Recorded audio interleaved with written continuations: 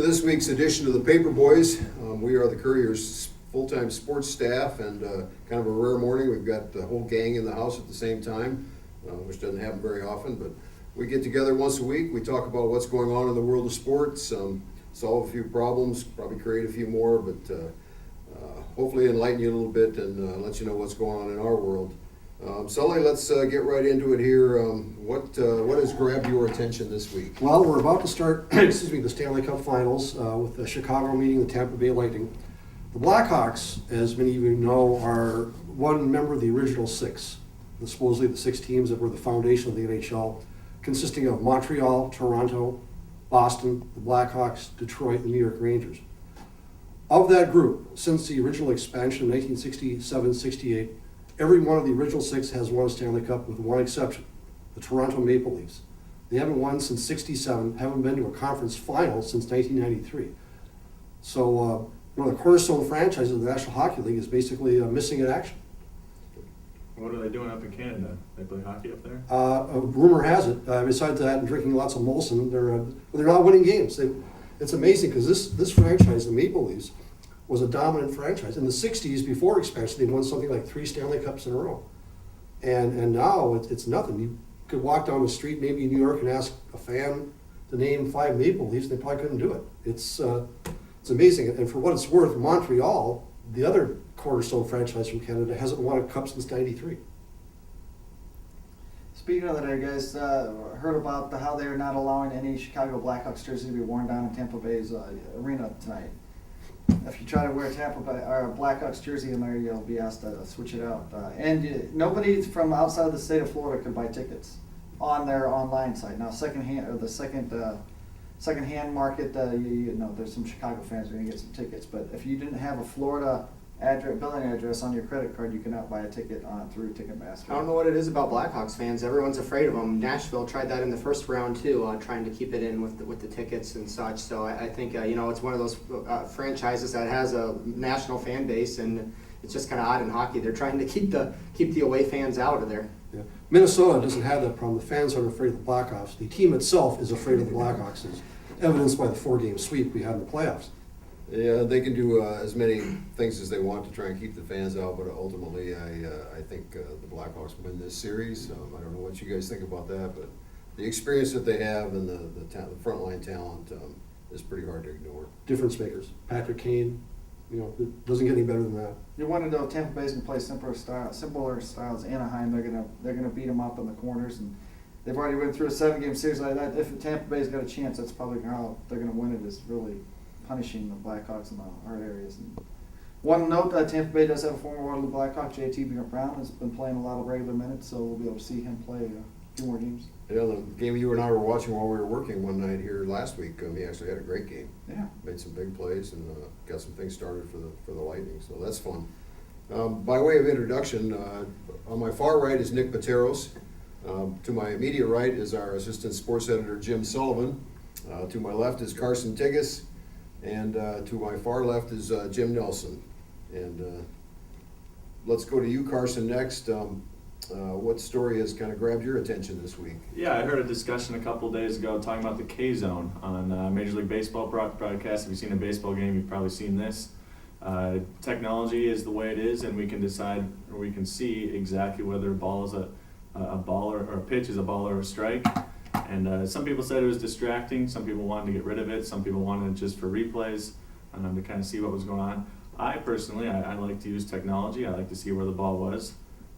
Nick, what do you think? When you're watching baseball, is this distracting? I don't know. I think isn't part of the joy of baseball. Each umpire kind of has his own strike zone, and you got to get a feel for what that zone is. I mean, there's not a concrete box necessarily per se for each umpire. If they're all you can ask is that they're calling the game consistently. And so I think the K-zone can be a little distracting, and you see a couple pitches that are off the K-zone that are getting called strikes, or you see a star hitter that's not getting a strike or a ball. It's kind of interesting to see, but I don't know. I think it's more distracting than helpful, just because you don't know, in fact, if that dot on the K-zone's a real strike or not, according to that umpire. Yeah, that's kind of the argument I was hearing, and just kind of one thing that crossed my mind would be, are we ever going to see a day where there are no umpires calling balls or strikes? I think that's probably a ways off. but you never know. Some crazy things have happened. Sully, what do you think? Well, you might see that when the umpires start making too many demands and negotiations, and we'll see the end of human beings. I don't mind K-zone to a degree. It's like anything else. I think it can be overused. ESPN now, for instance, on its Sunday night games, keeps it up there constantly. And so you just have this rectangular box sitting there, and more often than not, it's not to any great effect. I think it would be better used on occasion, maybe when they do their pitch-by-pitch sequence. Fox Sports North, name one, has a Fox Tracks box off to the side and uses that only occasionally. I seem to like that better. So it's these days when you watch anything on TV, there's so much stuff on the screen sometimes it's hard to find the players in there. MLB Network does a thing now where they show in the corner of the screen where the fielders are positioned. And that's interesting to a degree, but I think again, it's only if it should only be used if there's an excessive shift or something else dramatic happens to the defense. Just use the technology, that's fine, but use it sparingly and wisely. Yeah, I think K-zone is a great tool for evaluating umpires.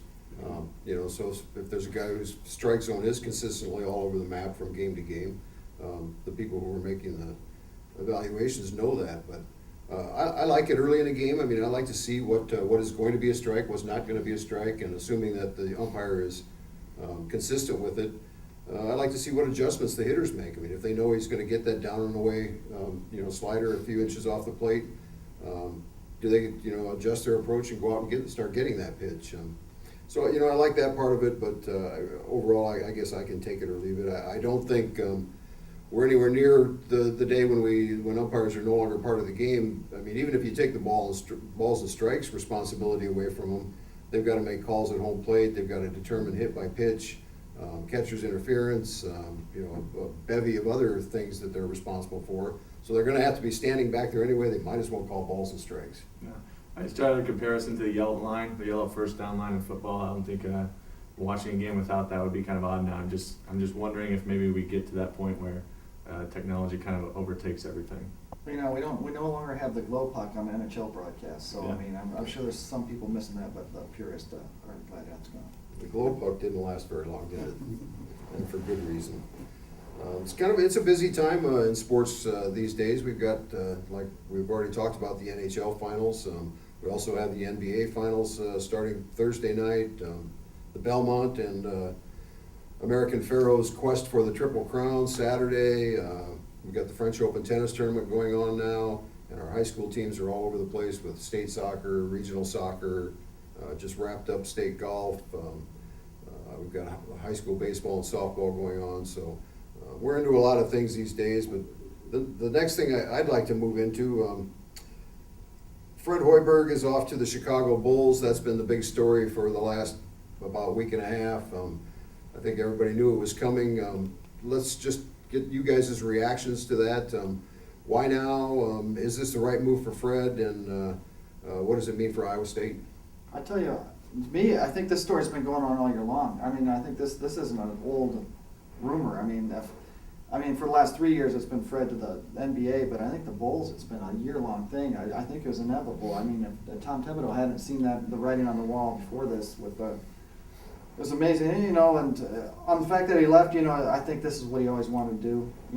All the stories I've read, this is what Fred wanted to be, an NBA coach, and this is a good spot for him to go, a team that's... I think he loves the Bulls and their roster. I mean, that was evident in the press conferences yesterday. Do you think that he also felt like, given his health history, he's healthy now, of course, but there probably are no guarantees 30 years from now for Fred, so is it a situation where I better do it now while I know I still can? Well, that's the thing. A lot of Iowa State fans were saying your team's going to be loaded this upcoming season. The NBA will always be there. Why not go later? Well, I think after having maybe two heart surgeries, that puts a different perspective in Fred's mind to think, hey, nothing's for granted. Might as well take this opportunity while I have the chance. It's always been my dream to coach in the NBA, and you look at the team he's taken over. It's a pretty complete NBA team. It's not like he's relying on ping pong balls and draft picks to build a team. You've got some star players in that lineup. I really thought he would stay a little bit longer, and obviously I was wrong. His reasons for going are perfectly valid, although I wonder from a health standpoint, you're going from a season that's, 40 games collegiately to a season that can be 100 plus, a lot of back-to-back games, travel from coast to coast. I'm sure he's evaluated all these things, but still you wonder if the college season is tough in his health, what's an NBA season going to be like? Having said that, my impression of Hoiberg from a distance is he's a very bright fellow. He never goes into a situation without having a plan, and what he doesn't know, he'll find out. He'll find a guy who knows. He'll go to the source. I don't think there's anything he does that's could be called impetuous, impulsive, or at least nothing a major decision. So, in his mind, if it's the right time to go, it's probably the right time to go. The Bulls have an interesting history with coaches. I think it's the number is something like 8 and 20 years. And really, the guy they're looking to replace is not Tom Thibodeau, it's Phil Jackson. And Mr. Jackson, of course, had some guy named Jordan who was pretty good and helped him out a little bit. And I don't think Fred has that. So we'll see what happens. Will they give him some time? Will they give him some slack here? Or if he doesn't win an NBA title within 3 years, will the Wolves, if you will, be howling at his door? I don't know. I've read a lot about the situation in the last few days. One thing I have not read is whether or not Fred had a buyout in his Iowa State contract. Has anybody seen He did. It was fairly low. I hate to quote the figure without actually having it, but I believe it was $500,000. Any thoughts about the top candidates? Obviously, T.J. Otzelberger is kind of the favorite in the clubhouse, whether or not, or at least around here and within the sports community, but whether or not he holds that position with the administration at Iowa State, I guess I can't say. Well, it's already getting interesting. According to some reports, I think from CBS Sports, among others, there's a split. Jamie Pollard wants to hire Otzelberger. The president of Iowa State wants to go a brand name, if you will. Mm-hmm. And obviously there's potential pitfalls no matter which way you go. But the fact of the matter is that whoever replaces Fred Hoiberg is going to inherit an excellent team next year. After that, I think all bets are off. We don't know what's going to happen. We don't know whoever it is if we'll be able to recruit. Well, they probably won't be able to recruit like Hoiberg did, but we bring that caliber of player in no matter where it comes from. We don't know that either. So this is, as much as Hoiberg has been praised, and this is the one part of his legacy too. He's leaving behind some doubt. Maybe it'll be fine, but right now, in my mind at least, there's some doubt going forward for Iowa State basketball. What's the ceiling for Iowa State? Is Hornacek the biggest name you think they could bring into that position if they were going to go out and make a splash and hire a national candidate to get an NBA coach there? I can't see a high major coach leaving his job now and going to Iowa State. I think if it's a college coach, it's going to be a mid-major guy stepping up. So yeah, Hornacek would probably be coming from the NBA. I think that would be the biggest name that's on the radar at this point. And also, I will say, just with my involvement with UNI, I saw some national pundits kind of throwing Ben Jacobson's name out there. I wouldn't put too much stock into that. It shows you how much the national pundits really pay attention to what's going on in Iowa. I don't think there's any second thoughts on that one. You would have to, but if you're Jamie Pollard, though, you have to do your due diligence and at least make approach Ben Jacobson and make an attempt to see if he's interested and talk you into it. But from a due diligence standpoint, yes, I don't think Jacobson's going to have much interest there. Right. Now here's a name that amused me when I first saw it, was Tim Floyd. Andy Katz of ESPN floated Tim's name out there, I don't know, a week ago, 2 weeks ago. And the reaction I got from one reporter who covers Iowa State regularly as well, that was basically Tim Floyd's agent floating a proposition to Andy Katz, who had, for reasons best known to Mr. Katz, jumped on it. I can't, in my life, foresee Tim Floyd coming back to Iowa State. There's just no way. No way, no how. I could be wrong, but I just don't see it happening. Another interesting name I heard yesterday, Kelvin Sampson. Oh, there's another good one. I mean, we're going to hear all kinds of interesting names, and it's going to be interesting to see what direction Iowa State wants to go and where they want to take that thing. Speaking of that, after next year, I think I read somewhere they're going to have 6 or 7 scholarships open. So the guy's going to have some after next year rebuilding.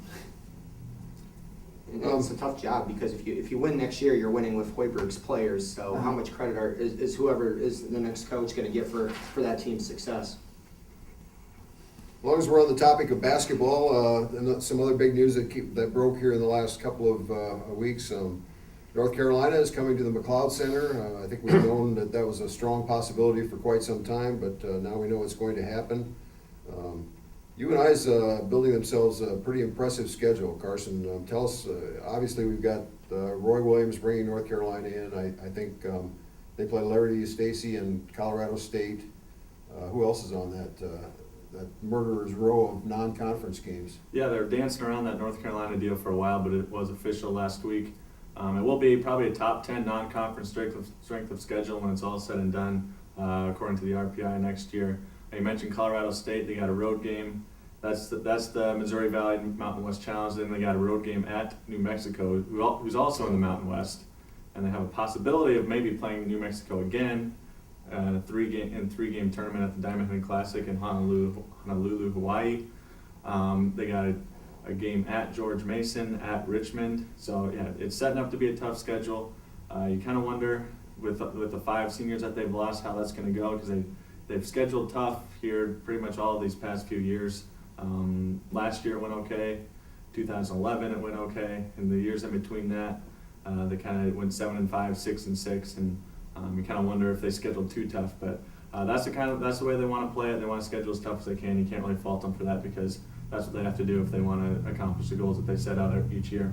So, I mean, it's really just another step up that ladder of national recognition and exposure, and sets them up to be a top 20 team if they have, some success in that non-conference schedule. Yeah, and you never know what this does down the road for them. And this North Carolina game kind of fell into their lap with Marcus Page coming home. But if other teams see that North Carolina can come here, then maybe it opens up some other possibilities down the road. Is that, I don't remember exactly, is that a 1-for-2 deal? They play 1 here and 2 there, or? Yeah, you and I will be going to North Carolina the next 2 years. North Carolina will be here this year, and then the next 2 years, you and I's in Chapel Hill. So that sets them up great for 3 years with the way they want to schedule. Nice. Yeah, the timing thing, of course, is not necessarily good. You'd rather have, let's say, Seth Tuttle when you're playing North Carolina than not have him, but you can't help that. That's just the way it works out. The Marcus Page thing coming to the McLeod Center will be interesting, because he's, I don't know how everyone else felt. I wondered about him going to North Carolina, and obviously it's worked out very, very well for him. So I think it'll be a lot of fun for people here to see him play in person. And interesting that maybe Carson can shed some light on this. I was thinking about this the other day, that Roy Williams chose UNI as opposed to Iowa or Iowa State. And if there was I wonder if there were some feelers made to those other schools, or UNI was just a better choice for a number of reasons. But I think it's a good choice, I think, for both schools.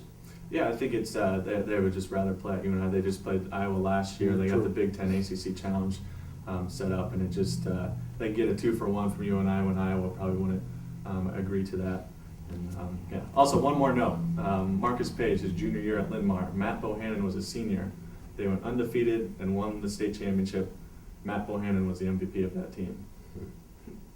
Yeah, and I know Marcus has some other connections with the UNI players too from their AAU days and so forth. So that's a good deal. I mean, that'll be fun for the Cedar Valley, fun for UNI basketball, and that'll be a tough ticket, I'm sure. Yeah, I think 2 guaranteed sellouts with UNC and then Wichita State as home games next year. You have to imagine, it'll be a fun atmosphere there. And the UNI brass jumped all over that season ticket package, sending those out right after that announcement. That was planned. As well they should. Yeah. Let's move on to the Waterloo Bucks. We're off to a 7-1 start this season. I got out to see their opener on Thursday night, and interesting. I don't think they've got their full complement of players yet, but look like they have some guys who can throw the ball. They got some guys who can hit the ball. They got some guys who can run a little bit. What do you take away, Carson? You're kind of our Bucks beat guy. You know them better than the rest of us probably. So, what do you take away from this first week? Yeah, they have a good team. I would expect them to have a winning record at the very least this year, and they've shown that. They've shown the ability to win games, I think, in this first week. That's the biggest thing we can take away. They haven't played their best. They've struggled to get hits at times, but they've found ways to win games. That 7-0 start ties a franchise record. The last time they did that was 2012, although they finished with a losing record that year. So you never know. They're still going to have to keep going and find a way to score a little bit more runs if they want to keep winning the way they are. One thing I thought, too, watching Thursday night's game was I didn't think Mankato was a particularly good team at this point of the year, at least. And so maybe the first part of their schedule's been a little soft. It's tough to say. I mean, it's the same problem throughout the Northwoods League. Our teams don't have all their players in Guys are still playing college ball or taking a week off to spend at home or something before they come play in the summer. So in a couple weeks, maybe middle of June, we should know a little bit more. What do you see, we've got the Colonels from Cedar Rapids as the new owners of the club. Do you see any evidence that that's made a big difference in fan support at this point? Well, actually, last night there was a crowd of 568, which might be the lowest I've ever heard in my 4 years covering the Bucks. And I learned last night that they don't have sponsors for each game that buy up a business buys up tickets and essentially free tickets for fans that come. So they don't have this year. They don't have that this year, and I think that will affect the crowds. But that's probably just one of the risks they took with spending some money and some other resources on the other promotions. So we'll see how that goes as the year progresses. I was a little disappointed in the crowd last night, considering the team was 7-0. You just never know how much people pay attention to that or care about that when it's Northwoods League baseball. Well, from experience in the past, I would think that tickets policy is going to prove to be a big mistake.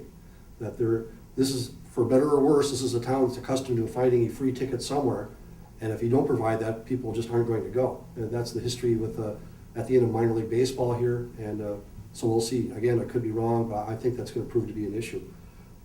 As far as the season goes, I don't have a hard and fast stat to back this up, but I believe that you have to start well in this league to have any sort of chance, whether it's the beginning of the first half, beginning of the second half. If you go out of the gate 2-4, 1-5, you're done almost, because there's just too little time to make up that much ground. So that's encouraging. The other thing that you always wonder about now in this day and age with the Northwoods League is not only what do you have at the beginning or don't have, what will you have at the end? Yeah. And the Bucks a couple times in recent history have run into a situation where some of their best players have left at the behest of the college coaches that they play for. And we don't know, that could happen again, and obviously that affects other teams, but there's always this unpredictable X factor about what the roster is going to look like in the middle of July as opposed to what it looks like now. Yeah, and that was a big problem last year, and that's what they kind of really focused on this spring when they were building that roster. Is they wanted guys who were going to stick around. Last year they had a great team, and they put up a good record. They missed the playoffs by half a game in each half of the season, and then they lost their last 3 games in the second half to miss the playoffs. So that really kind of bit them where last year. Well, this is not necessarily related to what's going on in this world of sports today, but I thought it might be kind of fun to talk a little bit about some of our favorite Major League Baseball play-by-play guys. There's some good ones, there's some bad ones. I mean, there's some fun ones, there's some pretty dull ones. Let me throw some names out and get you guys' opinions on these. John Sterling from the Yankees. You've all heard the highlights. He kind of goes over the top a little bit. Too much, entertaining, good thing, bad thing? In my mind, too little of John Sterling is too much. I don't like it. I don't know why, but it just rubs me the wrong way. It's almost like he's taunting from the booth with the calls, stuff like that. And they're a little bit clever, but not that clever. It's almost like it's a circus instead of a baseball game. It's a little bit more about him than about what's going on in the field. But doesn't that fit the stereotype of the Yankee fan? I mean, for that market, I think he kind of fits pretty well there. Right, but that would also be a problem for the rest of us who don't really want to deal with that Yankee attitude. One of my personal favorites is Bob Uecker. I don't get to listen to him a lot. Being a Milwaukee broadcaster, that station doesn't always come in very well, but I do hear him occasionally, and he's maybe slowing down a little bit, but he's still pretty entertaining. Anybody got any thoughts about Ueck? He's fun. I mean, I got the XM radio, so I typically only listen to one team, but occasionally I do get the Brewers and Bob Uecker, and it's fun. He still does a good job, and he still has those little quips, you get in there and you think of Major League, and it's not over the top like Major League, but you really enjoy Bob Uecker. One of the best, and Uecker's fantastic. I love him. But one of the best, I think, is a guy that used to work with Uecker in Milwaukee, and that's Pat Hughes. Yeah. Pat Hughes is a solid and as good a broadcaster there is. I think he knows very well how to work with his partners. He was really good with Ron Santo, just setting him up, feeding him a quip or get the laughter or setting a situation for him. And he's much the same now with Ron Coomer. The Twins guys are solid. I think they do just fine. I've heard only a little bit of the Cardinals people. Mike Shannon, of course, has been there 40 years. I mean, ever since he retired as a ball player, and I think he reflects the sort of enthusiasm and hometown cheer, if you will, that you want from your radio announcers. So there are a lot of good ones out there. I have no idea who the White Sox radio people are. Ed Farmer's one of them. I heard him a little bit. But of course, that scene is dominated by none other than the Hawk on the TV level. Yeah, no, at a personal level, he's not one of my favorites. I get a little bit worn out listening to him whine about umpires' calls and breaks that the White Sox don't get, and he just doesn't see the same game that I usually see when I'm watching, the Twins and the White Sox on television. And the guys that, what has he got? He must have something on ownership with the White Sox to maintain the position he's maintained within that organization for as many years as he has. He's a .230 career hitter who had a couple of good years, and he's like revered by the White Sox management. Mm-hmm. Well, it's amazing because he was actually the GM for 1 year back in the 80s, and then they decided that was a bit of a mistake, and I think moved him back to the broadcast booth. I think the points you've said are pretty much spot on with him. It's like he can't restrain himself, and then he goes the other way, and when things aren't going well, he shuts up for the better part of 2 innings, and that's not right either. You're there to describe the game. Now, if you want to, root for your home team, that's fine. That's what every play-by-play announcer does and is expected to do. You're supposed to be there for the home team, but there's a line that I think you can cross, and I think Harrelson crosses it. Well, he's erased it to a large degree, and people I've talked to about this now seem to think that he's sort of drawn Steve Stone over to the dark side. Where once upon a time you had a pretty solid MLB announcer, now you've got a guy that's just as Hawk Harrelson light, and that doesn't win a lot of points with people either. Yeah, that's an interesting dynamic in the booth working in Chicago there. Well, my favorite has always been, and everybody knows I'm a big Reds fan, but Marty Brennaman, who's been with the Reds for almost 40 years, and then his cohort now is the Cowboy Jeff Brantley, those two guys are great. I love listening to them, and there's some homerism there sometimes, but I think it's really toned down. It's fun to listen to those guys. The amazing thing is, and this isn't just with baseball, is how many people you run into that don't like Joe Buck. And Joe Buck has been doing this now. He's been a successful, apparently the eyes of his employers, broadcaster for 20, 30 years. But I every time his name comes up, where people say, oh, I don't like Joe Buck, I don't like what he does. And yet here he is. He continues to be MLB's lead broadcaster. He's the NFL's lead broadcaster on Fox. So it's amazing to me because I don't find him that bad. But the best, no, but not that bad. I think that's one of the cases where there's the negative voices are always the loudest, and I don't mind him either. So I'm not out there saying how much I love him, and so I kind of keep quiet. But that's the way it goes. All right, enough about baseball broadcasters, and we probably need to wrap this up for this week. Let's just go around. I know all of you guys are busy this week. Nick's off to the boys' state soccer tournament with Gladbrook, Rhinebeck, and Waverly. Carson will be at some regional soccer Friday night at Union. They've got a good thing going down there too. That's going to be interesting how many girls teams we get qualified for state. And these two guys will be off to baseball and softball diamonds around the metro area. Many last thoughts, guys? People might think we're a little slow in the summer, but we got plenty going on. Blackhawks tryout camp is this weekend in Chicago. I'll have a wrap-up on that next week. And that's going on, like I said, looking forward to watching JT Brown tonight in the NHL Stanley Cup Finals. Yeah, Doug mentioned all the prep sports going on. That's still going strong around here. And then NHL, NBA Finals, I'll have my eye on that. I think this Major League Baseball season shapes up to be one of the most interesting ones we've seen in a long time. Not just because my Minnesota Twins are doing well, but there seems to be these teams that suddenly emerge out of nowhere. The Texas Rangers are now the hottest team in baseball. I don't know that anyone saw that. They have a great young player in Joey Gallo that's there. So I think there's going to be a lot of competition for playoff spots, and I think we're going to see some fantastic races in September. How about those Twins? They lost last night 1-0. That is amazing. Definitely a lot of appeal with the finals too going on. You got like having a local team like Chicago there in the Stanley Cup Finals, and then a good matchup with LeBron against Curry in the NBA Finals would be fun to watch. Well, as always, you can we encourage your feedback, and you can contact us by email at sportsstore@wcfcourier.com. And I will leave you with these final words from the legendary Vince Lombardi. If winning isn't everything, why do they keep scoring?